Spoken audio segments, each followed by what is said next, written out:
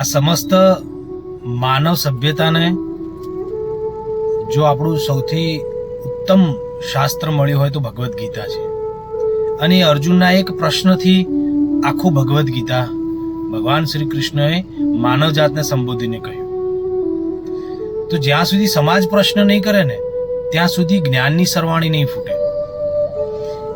એટલે મારો કહેવાનો મતલબ એ છે કે આપણા જે પણ શ્રેષ્ઠીઓ છે સમાજના, જે ધર્મગુરુઓ છે, જે સાધુ સંતો છે, એમને નમ્ર બે હાથ જોડીને વિનંતી છે કે આપ શ્રીની અમૃતવાણીનો લાભ સમાજને મળે. કદાચ જીવનની દોડધામમાં સમાજ પ્રશ્ન કરવાનું ચૂકી ગયો હશે, પરંતુ આપની ઉદારતા આ સમાજને ઉપદેશ અને સમજણના સ્વરૂપે એક નવી દિશા આપશે. કારણ કે અત્યારે જ્ઞાનની ખૂબ જ જરૂર છે, આવશ્યકતા છે.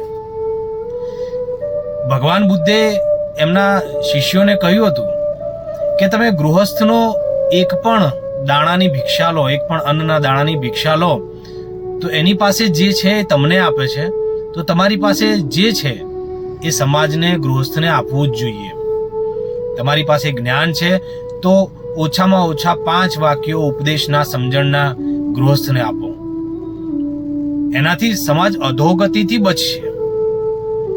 તો સમાજને મારી વિનંતી છે, અને એક સમાજના યુવાન તરીકે હું કદાચ સમાજે પ્રશ્ન કરે કે જ્ઞાન શું છે, સમજણ શું છે, જીવનમાં કઈ રીતે રહેવું, સંબંધોમાં કઈ રીતે રહેવું, કઈ રીતે નીતિના માર્ગ પર ચાલવું, એવા ઉપદેશ, એવું જ્ઞાન, એવી સમજણ આપ શ્રી શ્રેષ્ઠીઓ, ધર્મગુરુઓ તથા સમાજના સાધુ સંતો તરફથી મળે તો આ અમૃતવાણી આવનારા યુગો સુધી, આવનારા સમયો સુધી, આવનારી પેઢીઓ સુધી આ સત્ય ટકી રહેશે.